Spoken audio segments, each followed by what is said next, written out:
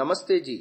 52वीं श्रव्य कणिका सत्यार्थ प्रकाश तृतीय समुल्लास, इसमें अध्ययन अध्यापन विषय है। हमने गत श्रव्य कणिका में बताने का प्रयास किया कि कैसे व्यक्ति का जीवन विभूषित होता है तथा कौन प्रकार के लोग नर या नारी धन्य हो सकते हैं। इस विषय में विद्या के महत्व को बताते हुए एक श्लोक हमने उद्धृत किया था। विद्या विलास मनसो धृतशील शिक्षा सत्यव्रता रहित मान मलापहारा संसार दुख दलनेन सुभूषिता ये धन्या नरा विहित कर्म परोपकारा। इसकी व्याख्या हम किए जा रहे थे। महर्षि दयानंद जी का उदाहरण पढ़ने के बाद हम अन्य विद्वानों की भी मान्यता आपके सामने रख रहे थे। तो इस प्रकार हमने अरविंद जी और डॉक्टर राधाकृष्णन आदि की मान्यताओं को पढ़ने के बाद आगे हम इसको आगे बढ़ाते हैं। केंद्रीय सरकार द्वारा नियुक्त कमीशन के अध्यक्ष डॉक्टर दौलत सिंह कोठारी के मत में विद्यालय पाठ्यक्रम का एक गंभीर दोष आजकल चल रहा है। वो लिखते हैं, सामाजिक, नैतिक और आध्यात्मिक मूल्यों की शिक्षा का नितांत अभाव। भारत के सबसे पहले शिक्षा मंत्री मौलाना अबुल कलाम आजाद ने स्कूल कॉलेजों के पाठ्यक्रम के इस दोष को दूर करने के लिए धार्मिक शिक्षा की अनिवार्यता पर बल देते हुए देश के राज्यों के सभी शिक्षा मंत्रियों और विश्वविद्यालयों के कुलपतियों को अपने अपने अधीनस्थ शिक्षण संस्थाओं में धार्मिक शिक्षा की व्यवस्था करने के आदेश दिए। शिक्षा मंत्रालय के सचिव प्रोफेसर हुमायूं कबीर के हस्ताक्षर से जो परिपत्र सबको भेजा गया था वो हमारे पास है। वो बहुत सारा अंग्रेजी में है, तो इसको संक्षिप्त मैं आर्य भाषा में बता रहा हूं। इस परिपत्र में शिक्षा के प्रत्येक स्तर पर पाठ्यक्रम में धार्मिक एवं नैतिक शिक्षा का प्रावधान करने और तद द्वारा विद्यार्थी के चारित्रिक और सांस्कृतिक विकास पर बल दिया गया है और इसके लिए अध्यापकों का स्वयं धार्मिक होना आवश्यक ठहराया गया है। वस्तुतः शिक्षा का उद्देश्य ज्ञान वृद्धि के साथ साथ छात्रों में मानवीय और व्यवहारिक गुणों का विकास करना है। यदि विद्यार्थी में विनम्रता, कर्मठता, सत्यनिष्ठा, सेवावृत्ति, निरभिमानता, देशभक्ति आदि गुण नहीं है तो उसे वास्तविक अर्थों में विद्वान व शिक्षित होना नहीं कहा जा सकता, नहीं माना जा सकता। शिक्षित मनुष्य केवल अपने लिए नहीं जीता अपितु समाज के लिए जीता है। वह अपनी ही उन्नति में संतुष्ट नहीं रहकर सबकी उन्नति में अपनी उन्नति समझता है। स्वरचित उपर्युक्त श्लोक में ग्रंथकार ने सार रूप में इन सभी गुणों का निर्देश किया है। इन गुणों के अभाव में विद्या फलीभूत होगी ही नहीं। यह प्रश्न उपस्थित करके उसके उत्तर में उन्होंने कहा, कभी नहीं, क्योंकि विद्या का यही फल है कि जो मनुष्य को धार्मिक होना अवश्य है। जिसने विद्या के प्रकाश से अच्छा जानकर न किया और बुरे को बुरा जानकर न छोड़ा तो क्या वह चोर के समान नहीं है? क्योंकि चोर जैसे चोरी को बुरा जानता हुआ चोरी करता और साहूकारी यानी वाणिज्य को अच्छी जानकर भी नहीं करता, वैसी ही जो पढ़ के भी अधर्म को नहीं छोड़ता और धर्म को नहीं करता उसका विद्या का फल कैसे होगा? वर्तमान में अध्यापक का कर्तव्य पाठ्यक्रम में नियत पुस्तकों को पढ़ाने तक ही परिसीमित हो चुका है। कक्षा के बाहर वह क्या करता है इससे उसका कोई संबंध नहीं है। आदर्श अध्यापक को इस बात की चिंता होनी चाहिए कि उसके पढ़ाए ज्ञान का शिष्य के जीवन पर क्या प्रभाव पड़ रहा है।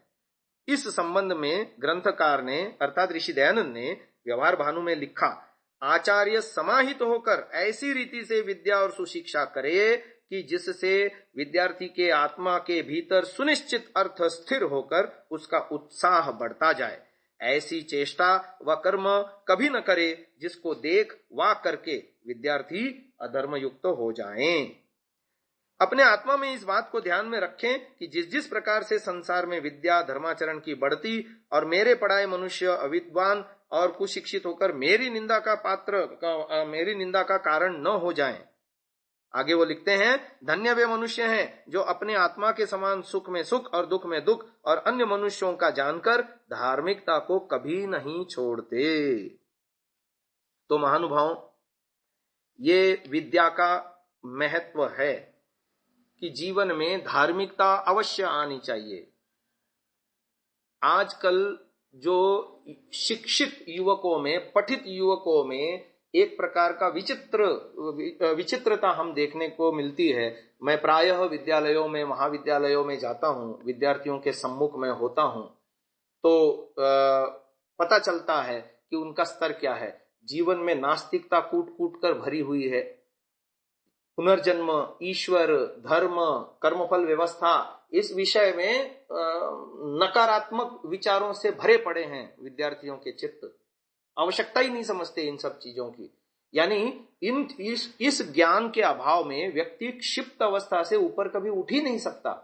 जब क्षिप्त अवस्था में बना रहेगा तो केवल विषय भोग लोलुप होकर के पंच इंद्रियों के माध्यम से संसार को भोगने का मात्र, खूब कमाओ खूब भोगो जल्दी मरो वाली जीवन शैली को ही अपनाएगा। वो कभी जीवन में आगे बढ़ करके अपने मनुष्य जीवन की सार्थकता, मनुष्य जीवन के मूल्य को समझने की पात्रता भी उसमें नहीं आएगी। इसलिए इन बातों को ध्यान में रखते हुए शिक्षा में आमूलचूल परिवर्तन का आवश्यकता आज भी दिखाई देती है। जबकि उस समय ये शासकीय स्तर पर प्रयास किए गए, परंतु आज की शिक्षा पद्धति को देखते हुए और आज शिक्षित मनुष्यों के व्यवहारों को देखते हुए हमको ये दुर्भाग्यता है हमारे देश की कि हम उसको सिद्ध नहीं कर पाए। आगे चलते हैं। बालकों को नवम वर्ष में गुरुकुल में भेजें। ऋषि दयानंद ने लिखा है, जब 8 वर्ष के लड़का लड़की हो तब लड़कों को लड़कों की और लड़कियों को लड़कियों की शाला में भेज देवे। जो अध्यापक पुरुष व स्त्री दुष्टाचारी हो उनसे शिक्षा न दिलावे, किंतु जो पूर्ण विद्या युक्त धार्मिक हो वे ही पढ़ाने और शिक्षा देने के योग्य हैं। द्विज अपने घर में लड़कों का यज्ञोपवीत और कन्याओं का भी यथायोग्य यज्ञोपवीत संस्कार करके यथोक्त आचार्य कुल अर्थात अपनी अपनी पाठशाला में भेज देवें। तो ये ऋषि दयानंद ने व्यवस्था दी है सत्यार्थ प्रकाश के माध्यम से। तो इसमें एक बहुत बड़ी बात सामने आ रही है, अध्यापक की योग्यता। तो ऋषि दयानंद ने अध्यापक के लिए आचार्य, गुरु तथा पंडित आदि शब्दों का पर्यायवाची रूप में प्रयोग करते हुए कई स्थलों पर परिभाषित किया है। हम थोड़ी सी उसकी मीमांसा करते हैं कि आचार्य का लक्षण और उसकी योग्यता क्या होनी चाहिए। व्यवहार भानु में वे लिखते हैं, जो विद्यार्थियों को अत्यंत प्रेम में धर्मयुक्त व्यवहार की शिक्षा व विद्यावान बनाने के लिए तन मन धन से प्रयत्न करे उसको आचार्य कहते हैं। आर्योपदेश रत्नमाला में लिखा, जो श्रेष्ठ आचार को ग्रहण करा के सब विद्याओं को पढ़ा देवे उसको आचार्य कहते हैं। फिर स्वमंतव्य प्रकाश में जो इसी ग्रंथ का अंतिम हिस्सा है उसमें वो लिखा है उन्होंने, जो सांगोपांग वेद विद्याओं को का अध्यापक सत्याचरण का ग्रहण और मिथ्याचरण का त्याग करावे वह आचार्य कहता है। आर्योपदेश रत्नमाला में लिखा, जो अपने सत्योपदेश से हृदय के अज्ञान रूपी अंधकार को मिटा देवे उसको भी आचार्य कहते हैं। ऋग्वेदादि भाष्य भूमिका में वे लिखते हैं, आचार्य उसे कहते हैं कि जो अत्याचार से छुड़ा के अर्थों का ग्रहण करा के ज्ञान को बढ़ा देता है।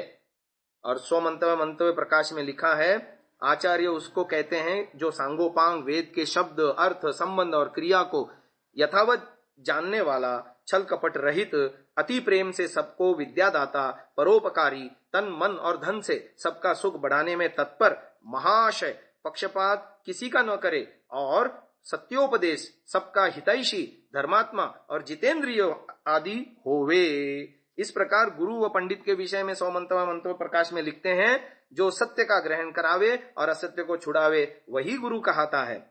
व्यवहार भानु में उन्होंने लिखा, जिसकी वाणी सब विद्याओं में चलने वाली, अत्यंत अद्भुत विद्याओं की कथा को करने, बिना जाने पदार्थों को तर्क से शीघ्र जानने और दूसरों को ज्ञान कराने, सुनी विचारी विद्याओं को सदा उपस्थित रखने और जो सब विद्याओं के ग्रंथों को अन्य मनुष्यों को शीघ्र पढ़ाने हारा मनुष्य है वही पंडित कहता है।